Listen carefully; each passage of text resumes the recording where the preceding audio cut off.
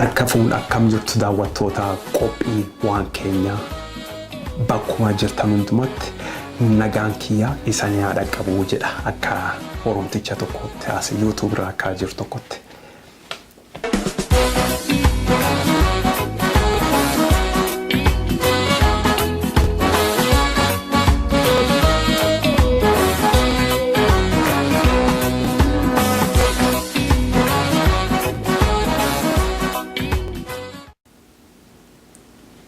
Akkam jirtu daawwattoota qophii waan keenya bakkuma jirtan hundumatti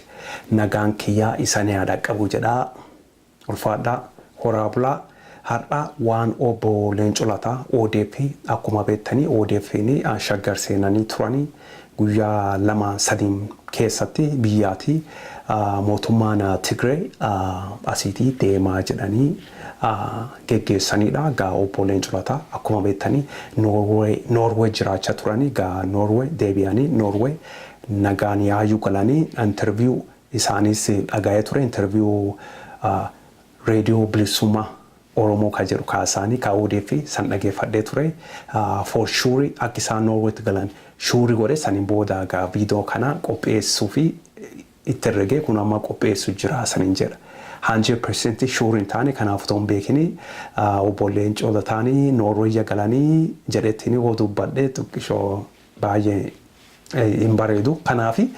100% sure godheedha obbo Leencoo Lataa Oslo Norway nagaan yaayuu galanii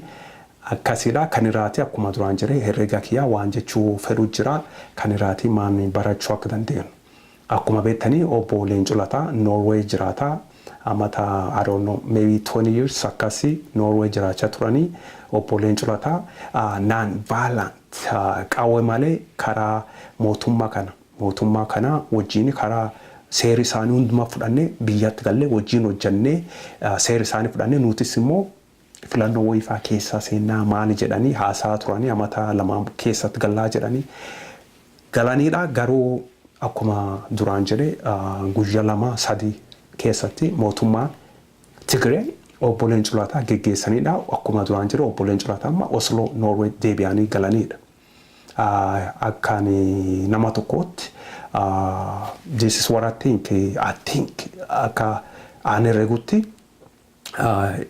obbo Leencoo Lataa oto Norway oto deemu dhibaatanii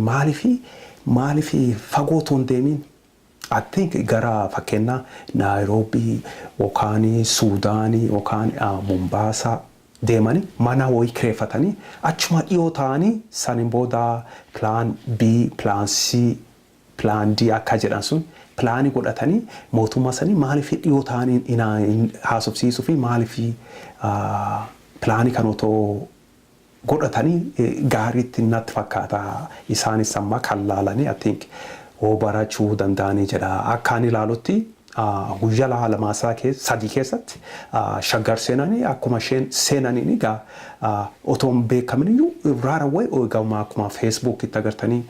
yaayuu ariyaanii wayyaaneen ariitii mootummaan gaa abbaa Tsaayifaa gaa dhaadachaa turanii abbaa Tsaayeen Oromoo irratti abbaa Tsaayifaan kun obbo Leencoo Lataa meelaal Tigrichi tokko Tigreen biyya isaati Tigraatii dhufe shaggar keessa abbaa biyyaa ta'e abbaa lafaa ta'e obbo Leencoo Lataa Oromticha tokko lafa abbaa isaarraati Faazerlaandii isaati Tigrichi tokko asirraati badii jedhee wajjaariyu ati Oromoo taate Oromtichi tokko taate Oromtitti tokko taate sitti dhagaamuu mala really oh yeah Malif exactly obbo Leencoo Lataa na wajjin mari'an odeeman san isaan maaliif deemanii obbo Leencoo Lataa interview isaanii dhageettanii Itoophiyaadhaa jedhan obbo Leencoo Lataa ijoolleen meeqa jira miiliyoona 24 ijoolleen Oromoo nu Oromoodha nu Itoophiyaa mutii jedhan nu Habashaa mutii jedhu ijoolleen Oromoo biyya ka jiran bare ijoolleen miiliyoona 20 gadi hin ta'an ijoolleen Oromoo nu Itoophiyaa mutii nu Habashaa mutii obbo Leencoo Lataan immoo ijoollee kanaanii maal jechuu deeman maal isaan fakkaata nu Itoophiyaadha isaan fudhatanii Itoophiyummaa isaa obbo Leencoo Lataan nu Itoophiyaadhaa jedhanii fudhatanii. Still sun isaan hin qoobsine Tigree hattuudha moti Tigreen hin beekte TPLFin isaan abbaa isaa ifaan hin qoofne isaan obbo Leencoo hin shakkan hin sodaatu maroo Oromoo sodaatu bara isaan baay'ee waan sodaataniif maal jiru kun geggeessanii ari'aniidha. Amma isaan hin beekan obbo Leencoo Lataa lakkii ani hin deemuudhaan Noorwee jedhee otoo ta'anii maalti isaanitti dhaqqablaata oo keessanii yoo laatanii I think maybe manidhaa fa'aa galchuu danda'an. Manidhaa obbo Leencoo Lataa otoo qabanii hidhaa galchanii warra ODP miseensa kan ta'an obbo Leencoo Lataa wajjin kan jiran obbo Leencoo Lataa mana hidhaa qaalittoo geessanii yookeeti Oromoon taa'ee ilaala. Wana gaafatti akka nama tokkotti yaada kiyyatti I think Oromoo taa'ee ilaaluudha warri TPLF hin sodaatan 100% Oromoo taa'ee ilaaluu jedhanii hin sodaatan Oromoon karuma taa'ee walitti baay'ee miiliyoonii hedduun kuni nu mootummaa kan buusuu danda'a manidhaa sanis caccabsee gubee maal jedhee obbo Leencoo Lataa hidhaati baasuu danda'a jedhanii mootummaan kuni gargaaruu danda'a jedhanii hin sodaatanii jedhee herrega kuni this is just me. Kuni maybe I could be wrong. Kuni garu this is my opinion. Akkaan irra gutti obbo Leencoo Lataa hin deemnu jedhanii otoo didatanii isaan immoo TPLF isaan qabanii manadhaa akkuma duraan jedhu mana qaalitti maakilaawi kan fedhanii manni otoo galchanii Oromoon wal qabatee iyyantoo walitti dabarsee dhufanitti isaan manidhaatii caccabsanii hin baasanii akkas herregaa kuni gaarii kiyyaadha akkuma duraan jedhe I could be wrong again. Kanaafi sodaatanii I think kanaafi baay'ee sodaatu Tigreen